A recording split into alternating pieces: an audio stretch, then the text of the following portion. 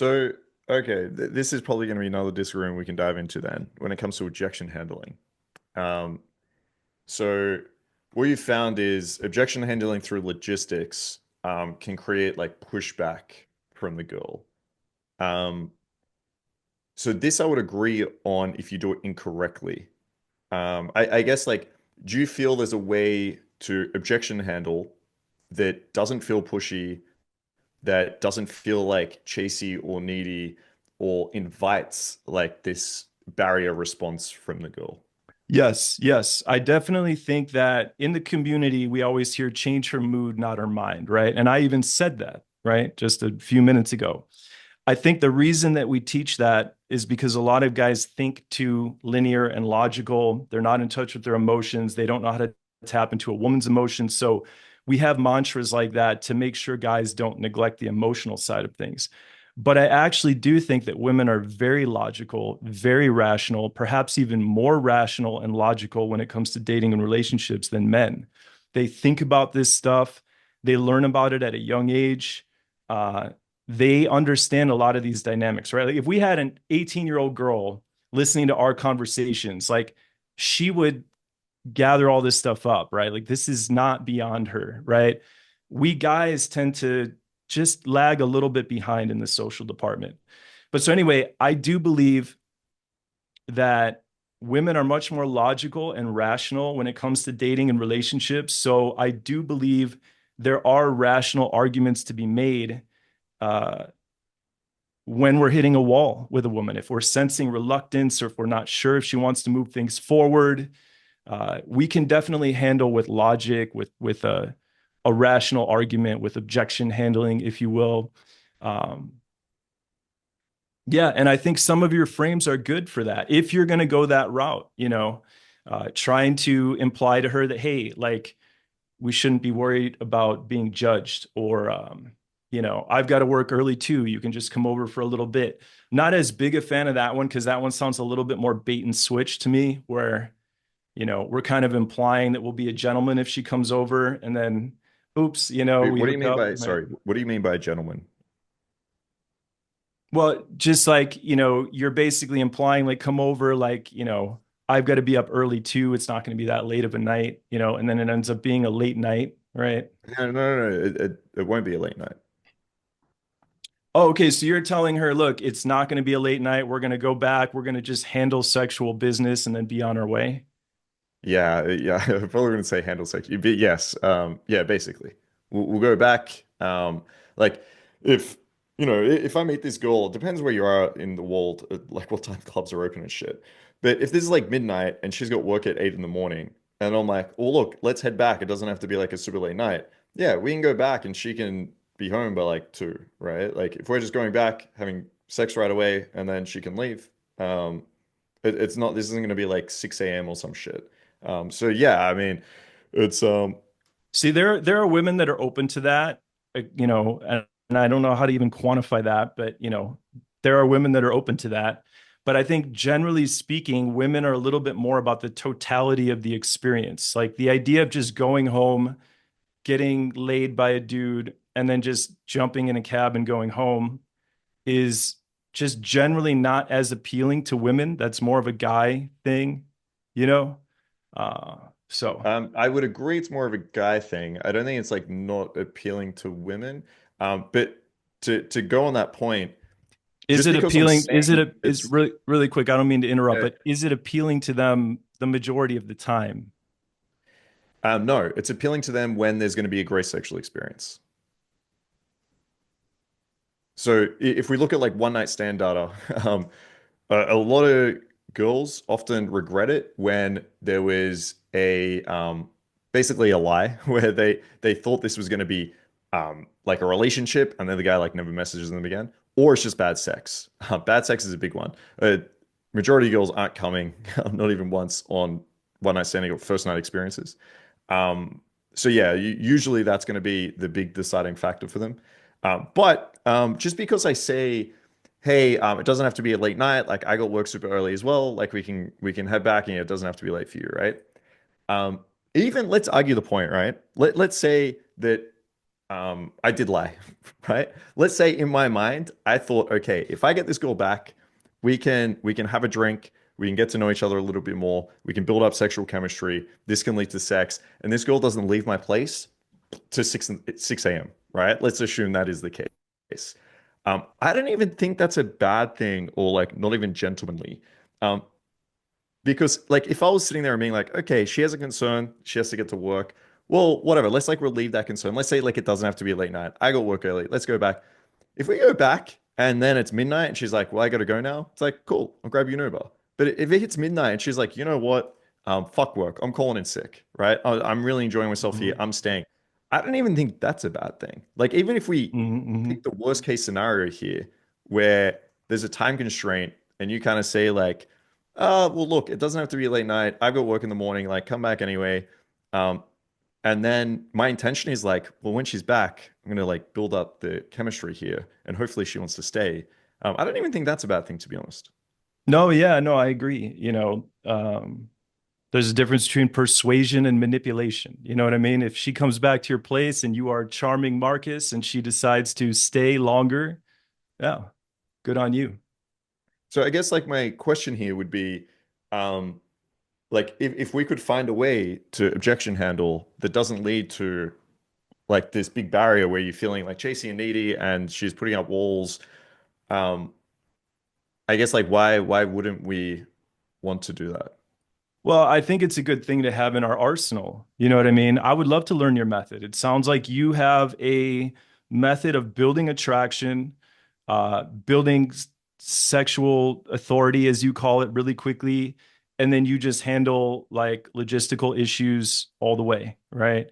So, um, I have experience doing that as well. It sounds like you kind of specialize in that. Like that's your specialization, right? I like to learn several different styles of game and then have a little bit more maneuverability.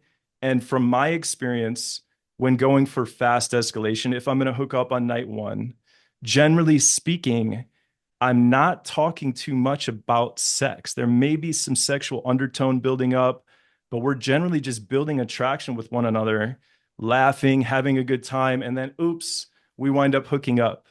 I found that most women prefer that narrative over the guy who is objection handling. Okay, yeah, so I think you're wrong there. I think we could explore this a little bit. So, um, there's there's going to be an issue here. If we have two girls in front of us, okay, and you have one that's really sexually open and one that's not, you might be able to hook up, or you would be able to hook up with the very sexually open one, with just like letting it happen per se. Um, but you will need to, for the girl that isn't sexually open, you will need to have much more impact here. You have a lot more that you need to do here, and you have a lot more control over this. So yeah, for like girls that are super sexually open, you could kind of build attraction. And I see this in like my very good looking students, right? I have a lot of the guys that come to me that I'm like, damn, you look like a fucking model. These guys often think the sticking point that they face is I'm like, oh, how much sex have you had? Like, what's your leg count here? How much experience you had? And they're like, look, I've hooked up with like X amount of girls, like whatever it is, like 10 girls or some shit. But every single time I was not in control. Every single time it was like this girl, basically, they thought I was hot. I can have a conversation. I'm like not socially uncalibrated. Like I Mhm, can sit there and mhm. talk and I have attraction.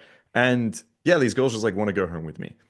Or like on Tinder, yeah, these girls will just like, make it happen, invite me over with enough matches. But they're like, for the girls that are like more attractive or the girls that aren't as sexually open, like I have zero control. I can't do anything here. And I think for those girls, you do need to make it happen. You have to be the one to build the sexual tension. You have to be the one to pull out the objections that she might have, which could be that exact objection. I'm not sexually open. I think this is bad.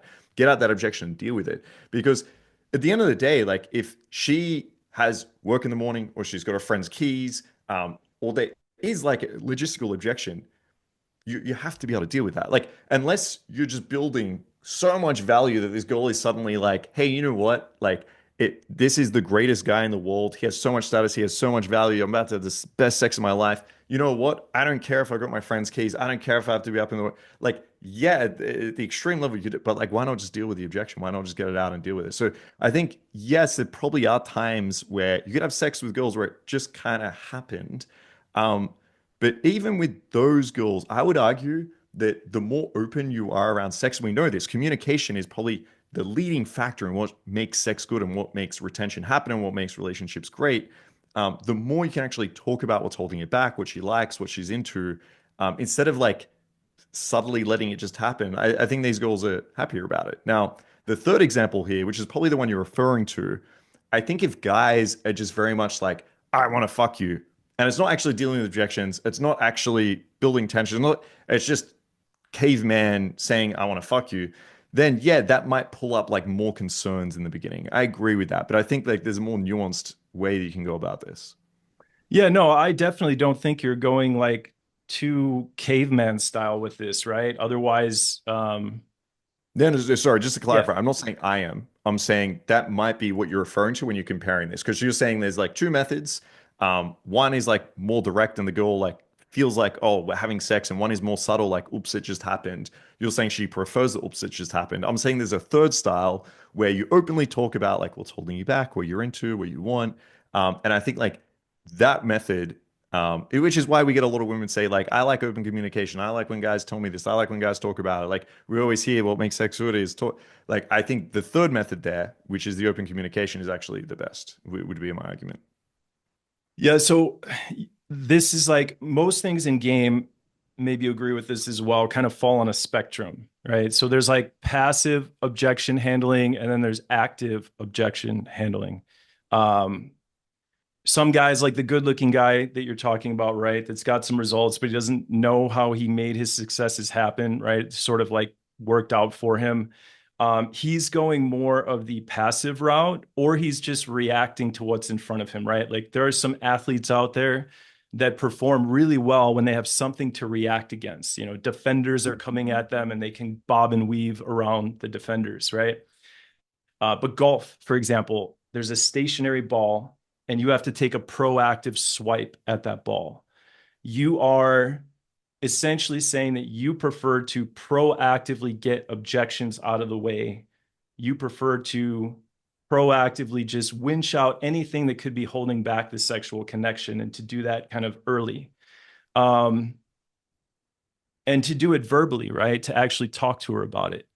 So Hmm. once again, I still think that moving the dial more indirectly is the way to go. So if I have a woman that's a little bit more shy, okay, which again, we're talking about kind of an anomalous experience, right? The majority of women, I think we talked about, are open to hooking up with a guy early if the circumstances are right, which the circumstances often aren't right. And as you've said, most guys aren't good at moving interactions forward fast, right? Then you have the women that are open to it. But we're talking right now about a very select group of women that are like really shy and really passive. And as you said, like don't have a lot of experience. So uh, even when dealing with a woman like this, she wasn't born under a rock. She hasn't lived under a rock. You know, she's seen movies, she's seen shows, she has friends, she has a general idea of how a fast escalation might go down. Verbally pulling her in or verbally like pushing the interaction forward, I still don't think it's going to be as effective as just building a lot of attraction, having a lot of fun with her, trying to subconsciously sort of infect her with your sexual energy, if you will, sexual subcoms, as you call it. I think doing that and then potentially saying something sexual, if I'm really not getting a good read on her, saying something sexual, planting a sexual seed, sexual qualifying, something like that is going to give me a better idea on her sexual openness. Because some of these women that are shy are going to stay shy, you know, and they're going to stay reserved and they're not open to hooking up. If she is open to hooking up, I'm generally a fan of incrementalism. I'm a fan of sort of bringing the ball downfield in small calibrated plays. Yeah, okay. So I think if you're playing a passive game, then you have to wait, right? So if you're kind of sitting back and you're playing it like a little bit more slow and passive and you're basically like reactionary, then yeah, I think you have to wait. because there's no other Wait, way can I about it. can I clarify that though real quick? Yeah, yeah, please. I don't mean playing a passive game as in like not gaming. I mean being more passive about the sexual overtness of it, right? So imagine like a Yeah. sexual intensity dial and sort Mhm. of we can still game proactively, but we don't have to necessarily be proactively sexualizing. We can proactively sort of dial up and down our sexual undertones, but I'm not talking about just passive gaming and letting things happen. Although Yeah, yeah, I agree. that is sometimes depending on the situation, the right move. Sometimes it is better to sort of let the tides take us down the river a ways. We don't have to Yeah, so what I'm swim. saying is if you're being more reactionary or passive with this girl, so like less, like more sexual undertones, less like aggressively or however you want to call it, proactively being sexual, then yeah, I think it's going to take a very long time, right? And the problem with this, okay, the problem I have with waiting basically until, okay, the girl's ready now, like I've built enough attraction, enough time's kind of gone past. Yeah, hopefully she's ready now. Is there's a few issues I have with this. Is number one, you're probably going to come off um, is a little bit like soft and like passive, right? Like you're going to come off a bit. I would rather the girl think like this is a strong, masculine, dominant man. I think that gives you more like attraction points and it gives you a better perception.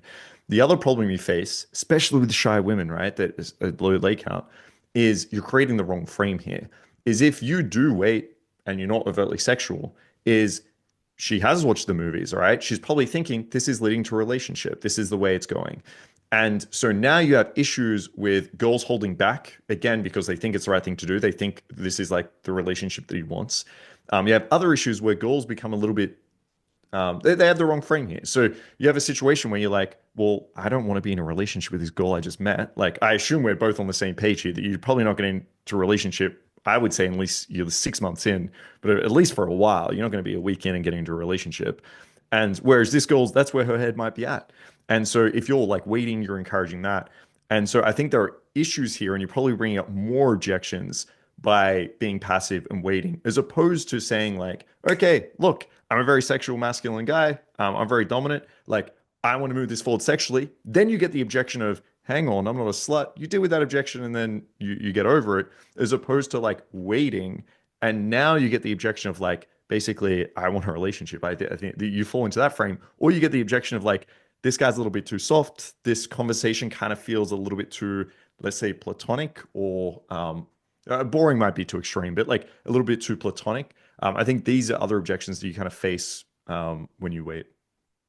So if you overtly kind of sexualize an interaction um, versus not, there's a burn rate either way, right? And certainly playing solid game and slowing things down and being a little bit more under the radar with your sexuality has a burn rate. You know, I have been in situations before where, you know, I'm there playing my solid game and some dude comes and just steals her away. And I'm like, oh man, you know, or I've even had it where maybe I've had a woman over from online. You know, I met a woman online. She came to my place and I'm like, you know, building a little too much rapport, playing the game out a little too much, and then she leaves. And I'm like, wait a second, you know, she was totally down. Like, fuck, you know, there is a burn rate with playing solid game, but I believe the burn rate is higher when you sexualize early, especially if we're talking about a woman that's a little bit more on the shy side. She's the kind that's actually, if I cross the line with something sexually, she's going to recoil really hard and it's going to be harder to kind of undo that move. Granted, there are some women that are waiting to be unleashed, I guess, so to speak, right? They're going to be receptive to something like you're saying, but um, once again, I just don't think that's the majority of the time. I think the statistics show that women are self-conscious. They have, as you said, the three different types of shame. That's a nice way of breaking it down. They have their self-shame, fear of shame from the peer group, or fear of being shamed by the guy. I think that those fears of being shamed are going to be elevated when we sexualize too soon. That's been my experience, and I have done that. I have definitely sexualized interactions sooner than I should have, and you know, saw a recoil. You may make the argument that I didn't do it right, but I don't know.